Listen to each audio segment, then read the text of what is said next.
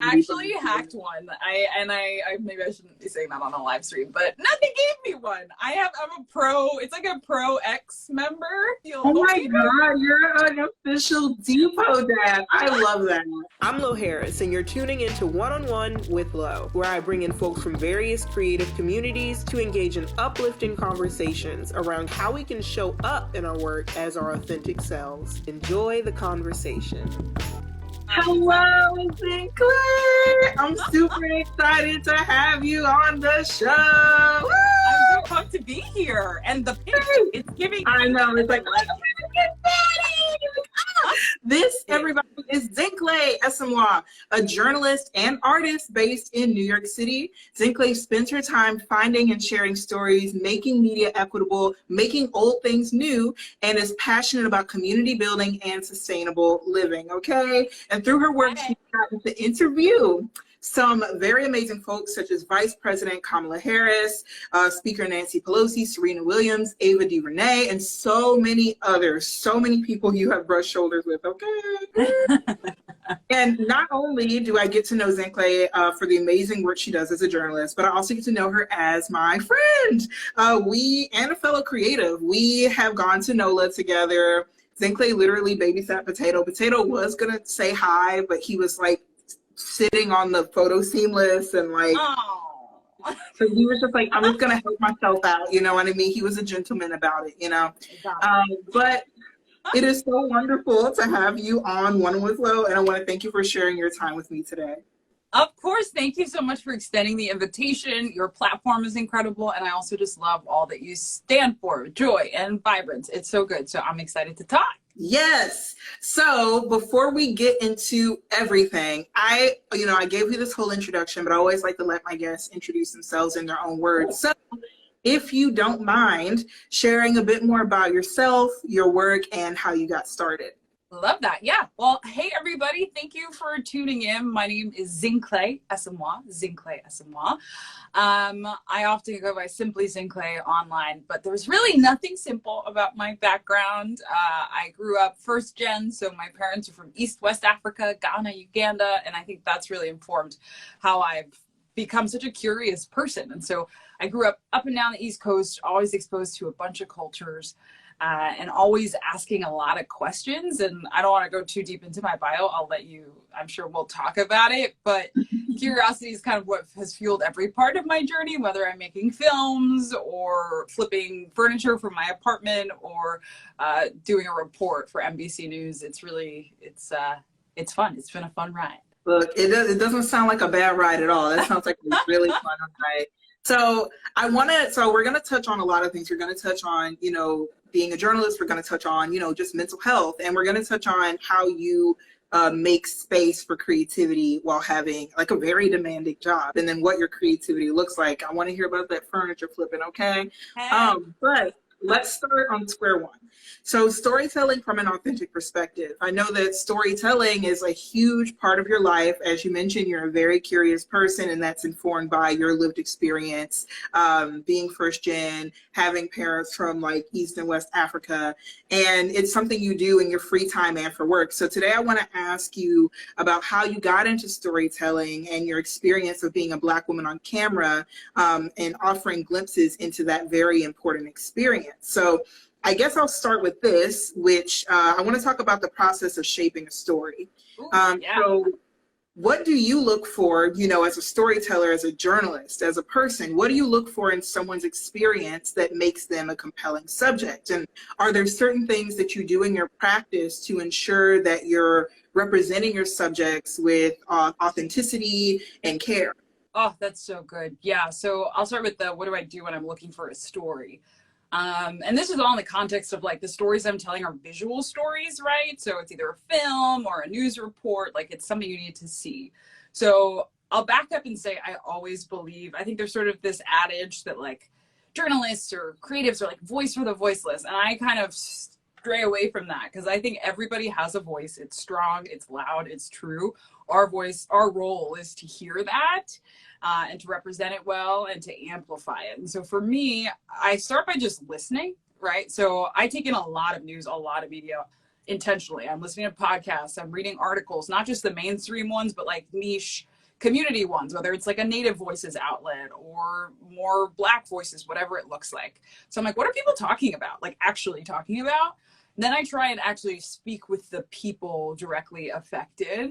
So oftentimes I'm not taking a camera or like going to sit down with the interview first. First, I just want to talk to them and hear, and also just to get a sense for, oh, what's the part that makes their eyes light up, or their voice is suddenly like really enthused, because that might be the crux of the story. And so I start there, and then I'm always like, okay, but what does this story look like? Because I think in the fields we're in, whether it's like you and your amazing designs or me and some of my reports, you don't want to just tell the audiences, you want to show them. So I'm thinking like, you know, I've been doing reporting on Jackson, Mississippi, and the ongoing water crisis there. Residents lost access to usable water back over the summer, so they had boil water notices, and that has been restored. But as I'm working on that story, I'm thinking, okay, what are we actually showing? What does it look like? We should see some of the water if it's brown, right? We should hear directly from the residents. And so those are the things I'm thinking about when I'm crafting stories. And then I also think it's important, and I'm really glad for my documentary background for this reason. I don't think we should force things, right? I think documentary taught me to wait and listen. And sometimes you might think there's a story there, and then you go and you're like, oh, never mind. And I'm comfortable doing that, but I think that's an important thing. A lot of storytellers should also, you know, you don't want to force something because people can feel that. It doesn't feel authentic. And I know we're going to talk about authenticity a bit. And then the second half of your question, because you asked me about sort of being a Black woman and telling stories in that capacity, right? Yeah, I mean, it's an exciting time. So I work in 30 Rock, and there's a toy store near 30 Rockefeller Plaza, which if you haven't been, you should go. If you're watching, I know Lo has been and is very familiar. But there was a toy store, and on this sign, there was Barbies, and there were a bunch of Black Barbies. And I was like, oh, this was not the case when I was growing up. It's just funny, right? Like there's so much that has changed for the better, I think, right? More inclusive, but it wasn't always like that. And so I think for me, the space is a lot more welcoming. So I'll start there, right? So that is nice. Like, I think you're seeing more people. That said, there's always room for improvement. And I think we need to be very mindful that we're not just putting people's faces on screen, but we're actually being equitable and giving them voice too, right? Because I think tokenism is very dangerous, and we don't want to do that. And so I think making sure it's not as simple as just showing up being Black, right? It's bringing my perspectives. And I think it's really powerful that, you know, my hair is short, it's wrapped right now, but like my hair is natural and short and shaved, and that's not you're going to the barber every other day. Like, you're like, I'm sorry, I got a barber appointment. I'm like, shout out to my barber. Shout out to Neff, my main man. I do go to the barber a lot. It's true. I got to keep my fade tight, you know? But I love that I can show up with that hair, and it's totally, you know, I've been on major network television with my hair like that. And that's cool because that's me, and that's welcome. And so I think that's definitely a big part of my journey. I will say, you know, part of it too is like cultivating self-love, which I know you and I talk about a lot, because while the space has gotten more inclusive, the reality is we still societally center Western white appearance and bodies, right? And I'm in a very physical field, right?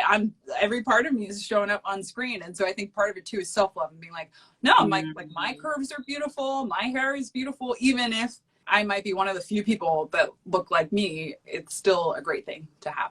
Something that you said earlier in the first part of the question, it really sounds like part of being a good storyteller is finding ways to decenter yourself and to really find ways to kind of find what's interesting in your subjects. Ask people questions about themselves, like be interested in other people, because, you know, when you're centering yourself in storytelling, it can lead to kind of having your own agendas, or like your own sort of, you know, like, who are you serving? You know, you're just like doing a PSA about what you're interested in or what you want to push. So I think what you said is super powerful, and it can apply even like in an artistic sense. You know, like obviously the art that I create is deeply personal, but I do think that there is a particular care or understanding of other people's experiences that I try to conjure in what I create, because that's what creates community around the work. 100%, 100%. And especially in the culture we're in now, right? We all have social media, like, which I love. It's like your personal magazine of your life.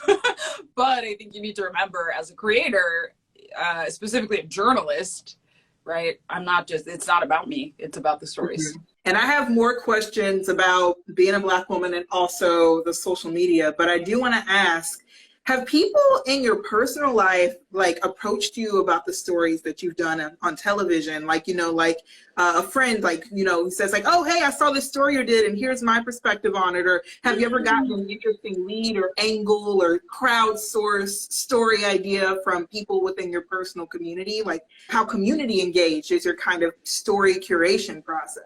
Oh, I love this question. I've never gotten this question. Yeah, I think in terms of watching the stories, yes. Thankfully, my community watches, which I'm always grateful for. And I think sometimes that resonates the most. Like, I just did a story about maternal healthcare deserts. So there are areas in the country, typically rural areas, where communities just don't have access to a maternal labor ward, right? So if a woman is pregnant and needs to give birth, there's nowhere for her to go within 40 miles. So sometimes women are driving 2 hours, 2.5 hours. And as some of you know, when you're in labor, that can come in like that's unacceptable. Right. And I did that. And I had a couple of friends who work in healthcare. I'm like, oh my goodness, thank you so much for covering this. I've seen this. So I think thankfully I cover such a broad spectrum, right? National news, healthcare, race, politics, environment, that it tends to touch a lot of people in different ways.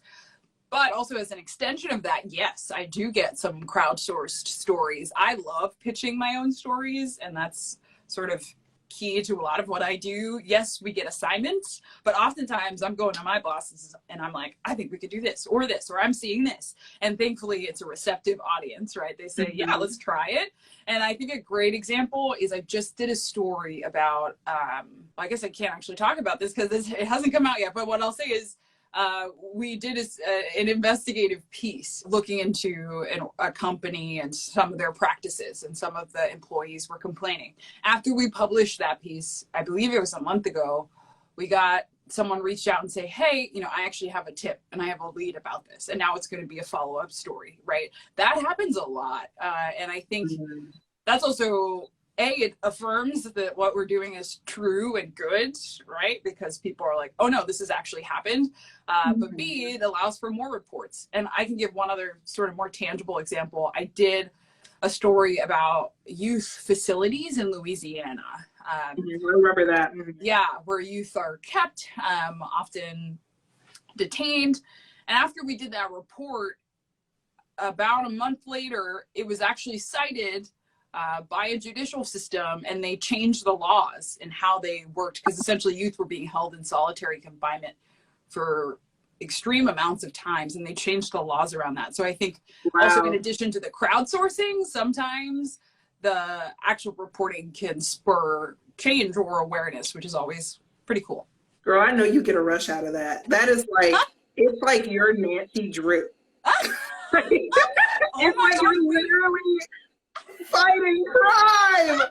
I love that. I might change my bio, the Black Nancy Drew. That sounds oh my God. Please. Oh my, you don't even have to give me the credit. Like, I just want to see that happen. So, you know, when so it's great that you feel empowered to like go and pitch stories, you know, that are passionate, that, you know, you're passionate about, that you feel very strongly about. One thing that I'm curious about is, you know, have you ever faced any challenges as a Black journalist developing and pitching and sharing Black stories, especially via like major news outlets? Like, do you find that like you struggle to maintain creative control? You know, because I know I've worked in news too, and I know at like the 24-hour news cycle, things move really quickly in news.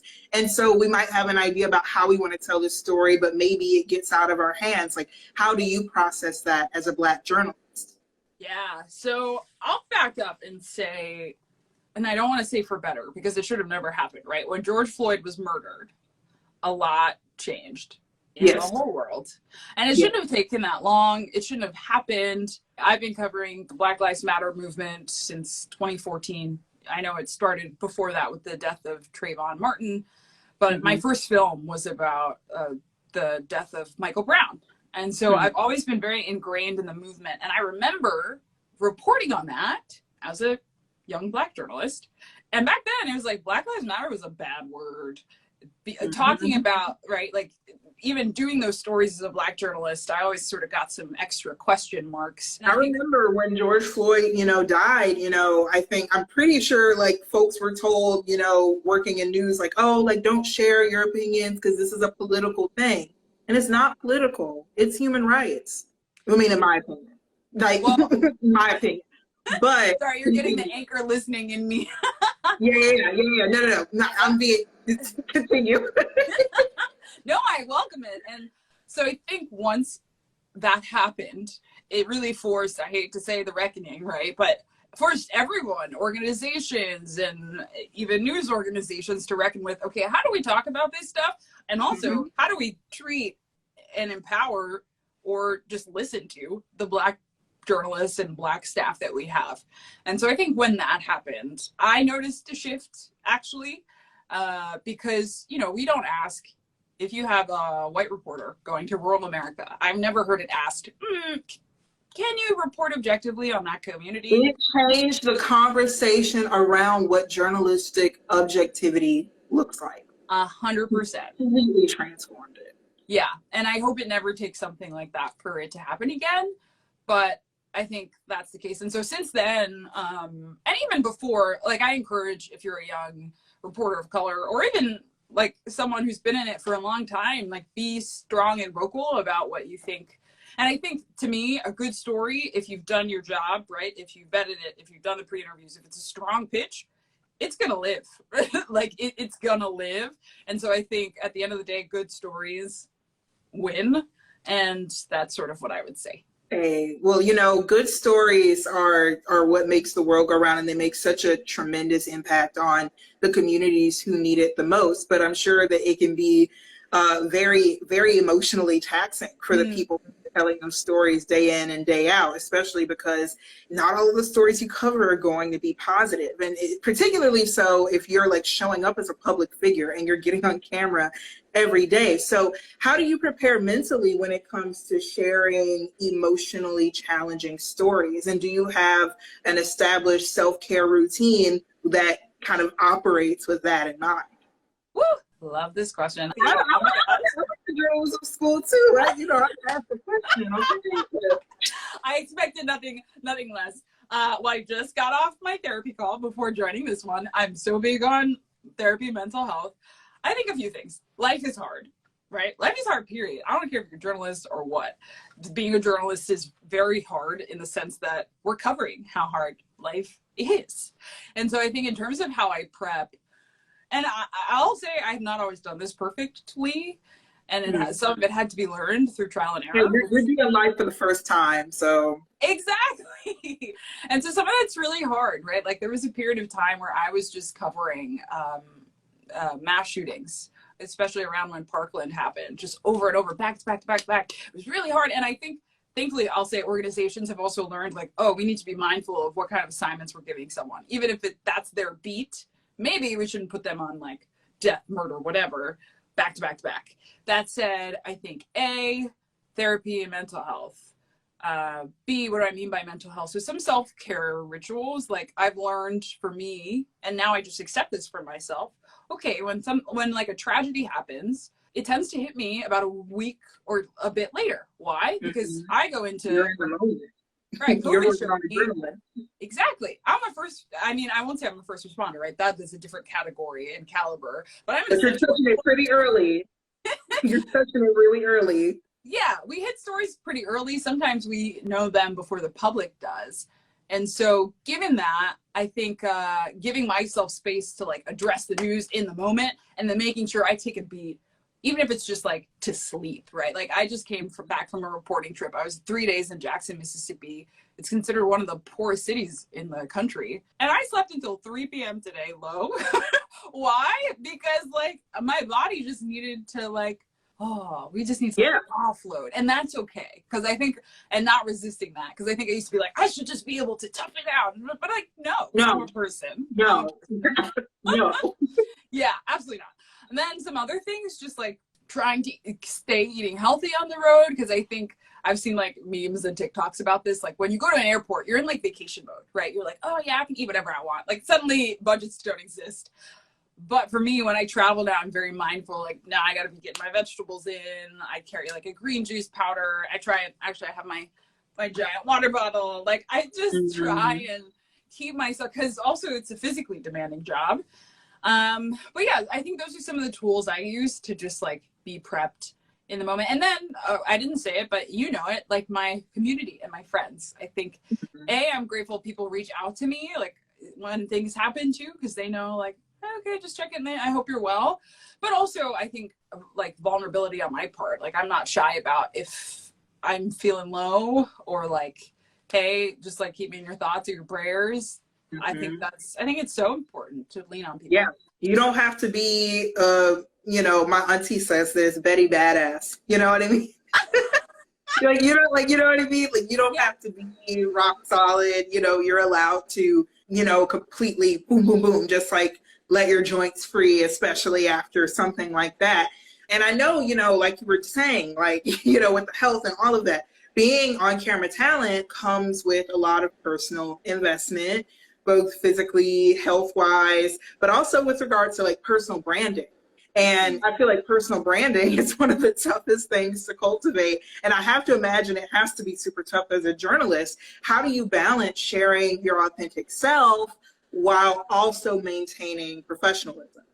That's the golden question. I mean, I have a lot of memes on my page, on my socials. So like, I think it's a few things, right? Thankfully, as I'm sort of showing now, I've always been one to sort of take pause, right? Like if someone asks me how I am, I might pause and be like, how am I doing?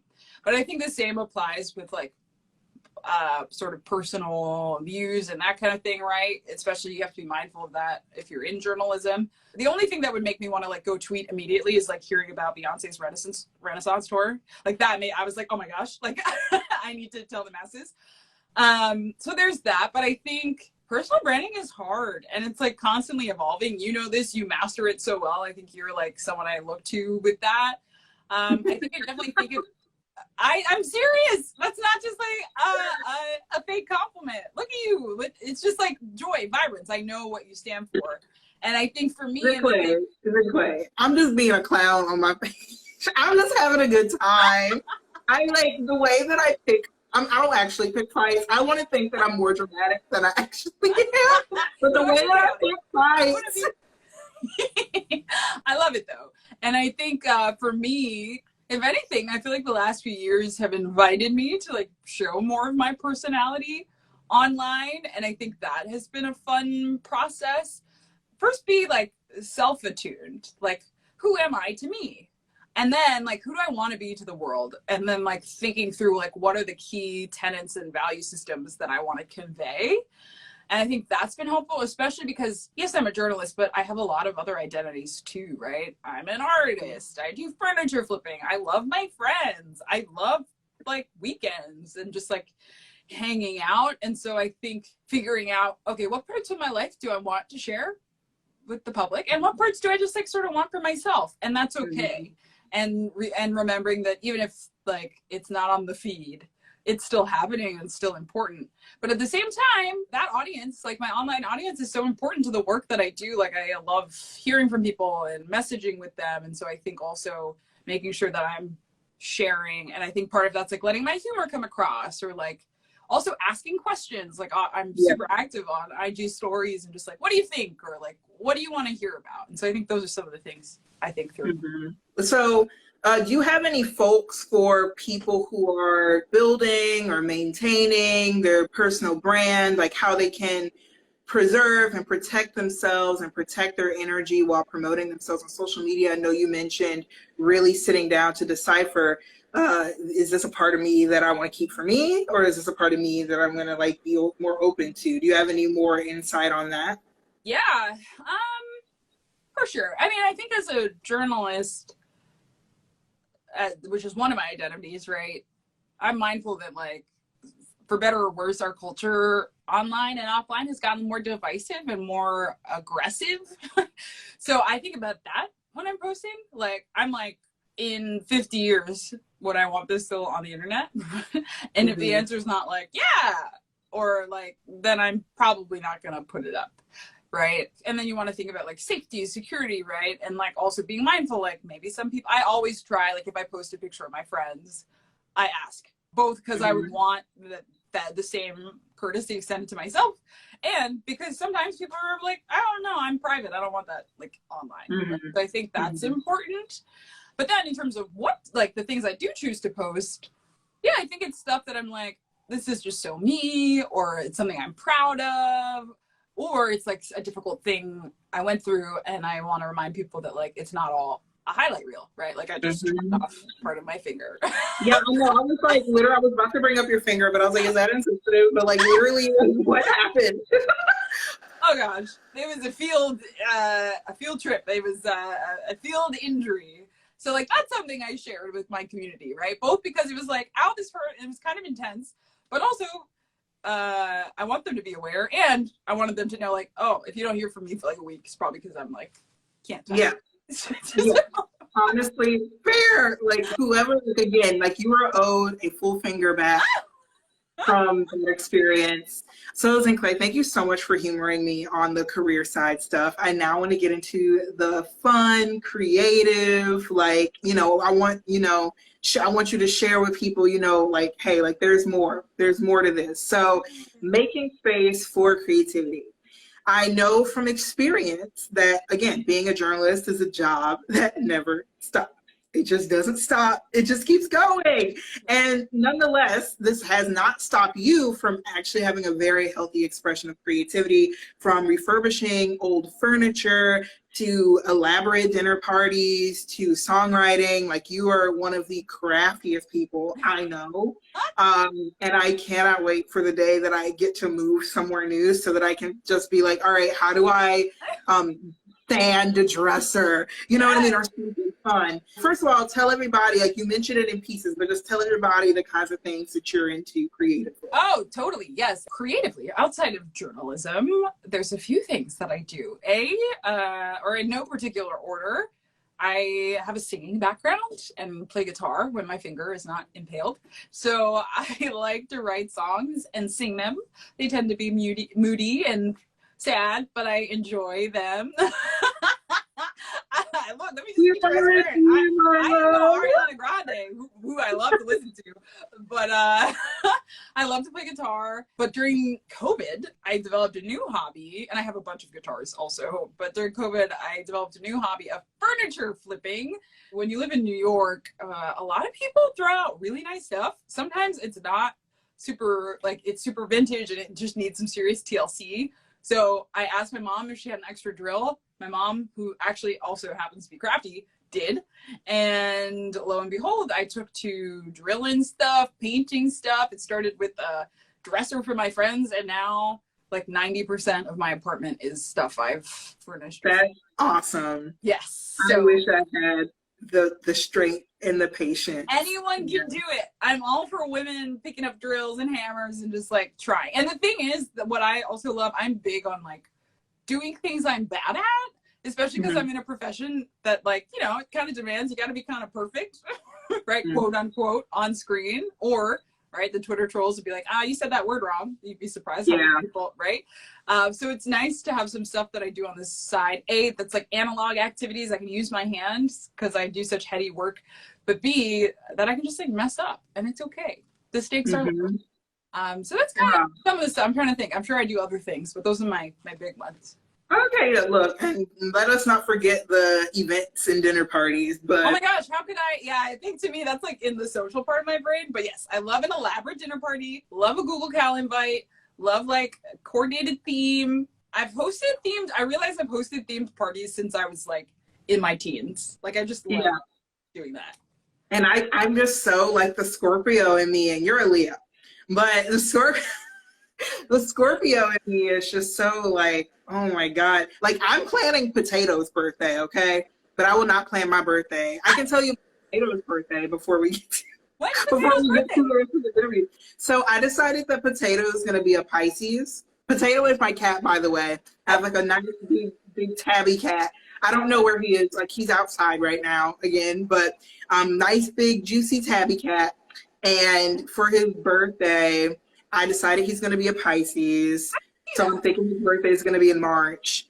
And I want to get like a burlesque dancer because I have a lot of friends who are in the burlesque community. So I want someone to dress up like a peacock and then like, you know, like maybe like play with the feather toy at him, you know, just like get in, you know, audience participation. And then I want, my friend Nina said she'll make him a tuna cake. So she's going to make him a little tuna cake.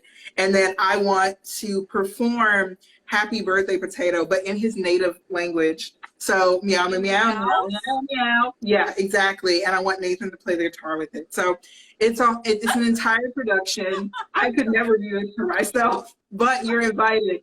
So anyway, going back. I cat sitted that cat. And you cat sitted, so literally you're a potato's godmother. So like, yeah, you're definitely gonna be there, you know? Like, come on. Deal. So are you focusing on any new art projects right now? Am I? Let me think. There's a few things going on. I've been working on some music, which is exciting.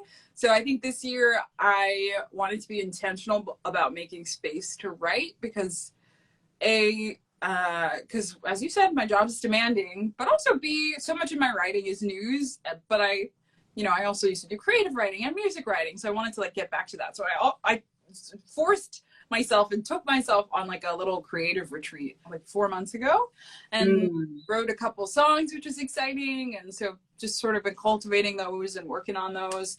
And then I'm about to start sort of recreating a new apartment, which is fun. I guess that's the most I'll say there.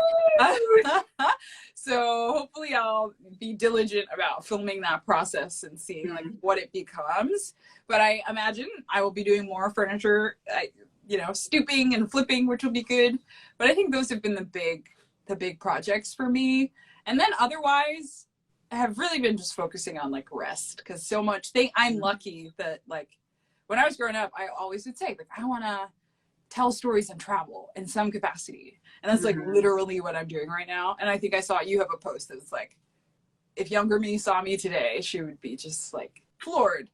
I know like baby Z would be like, oh my God, what's happening? Yes. So I think I've been, especially as, creatives, creators, we can feel like, I got to make stuff. It's about the latest stuff. And I got to make sure I'm getting all the juices out. But I've been embracing also just being like, I'm just going to like rest and also soak it in and see what comes from that time too. Because so much creativity comes from downtime too. Yeah. Okay. So would you say, this is a fun one. Would you say that your art has made you a better journalist or that your journalism has made you a better artist? I have to pick one or the other? You could probably pick both, but just elaborate. Actually, I mean, I would say my art has made me a better journalist because I was an artist before I was a journalist. And I remember when I started out, specifically, because I was not always on camera. I started behind the camera. I was operating cameras and editing. And I remember a senior producer like pulled me aside, was like, you like incorporate music in such an artful way when you're editing. And I was like, to me, I was like, oh yeah, I mean, I'm a musician, right? Like, that's how I think. Like, I think in soundtracks and like, I have music to scenes of my life, right? So I think my artistry informs my journalism. And it also just, it helps me hear more and see, I think you just like see people differently. But at the same time, I mean, journalism, I think has helped me ask better questions and become a stronger listener, and also has allowed me to really hear what people mean when they're answering a question, right? Because it's not always about the words that are spoken. Sometimes it's the unspoken words or what's not being said. So that's what I would say. So I have one more question for you. Please. What advice do you have for people who want to make more room for creative expression but have a demanding career outside of the art? Oh, I love this. A few things.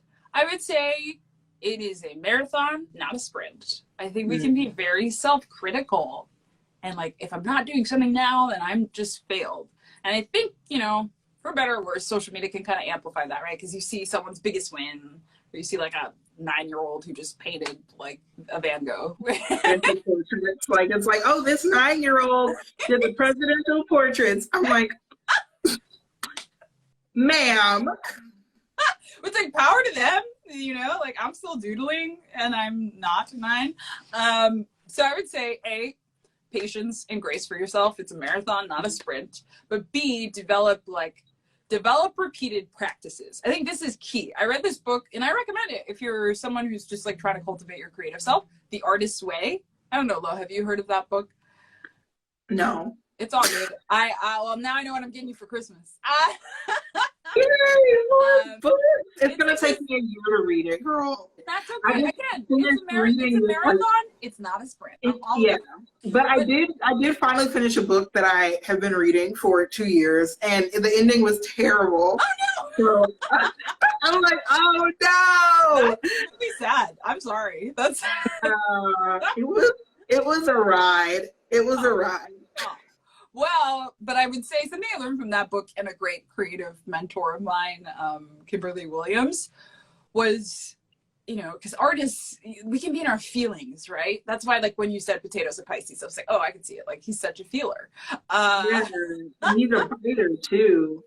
I was thinking that or a Gemini, you know, but I chose Pisces to give him. You know, it'll all work out. But I think because creatives, you know, can be so feely, sometimes we can be like, oh, I just don't feel like it.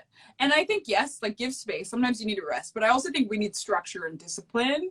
So like for me, I told you, I've been trying to really focus on writing some music this year.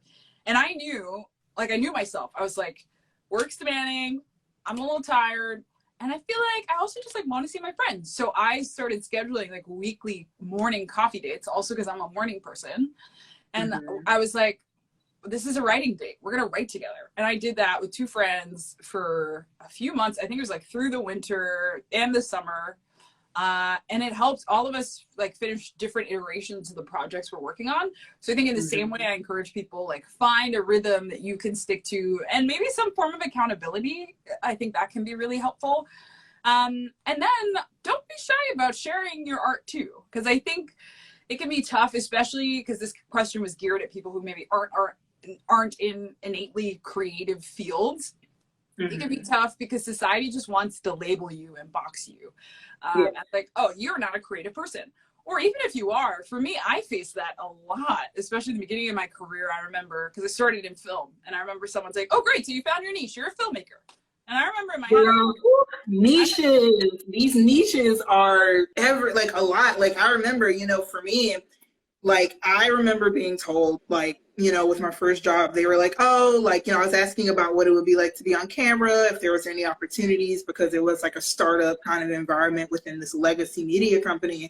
And I was essentially told like, oh, well, you know, I don't have the look. You know what I mean? I was literally told that. And like, they wanted me, they felt like I would just be better, you know, doing animation in the back. You know what I mean? Like people have their place. And people are so versatile. That's just such a disservice. If I listened to that, I wouldn't be on Instagram live with you right now, acting a fool.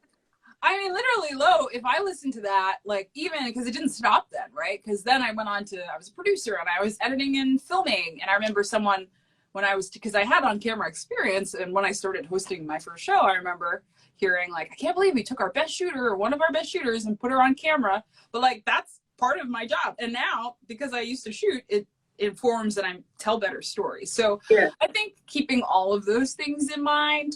But then I think the thought that I hadn't finished was get your art out there too. Like give yourself, whether it's like go to an open mic and like do it, or like post it, or at least email some of your pieces to like some friends. Just like get both, because I think you'll be surprised by the affirmation you get. But also I think it's important that, again, it's not all for everyone, but part of the beauty of it is that it like brings us together. And so I think that's a cool thing. Yay, I love art. Thank you so much for coming on tonight, Zinhle. I know that you were so busy. Are there any upcoming projects that we should be looking out for? And tell us how the folks who are listening, how they can support your work.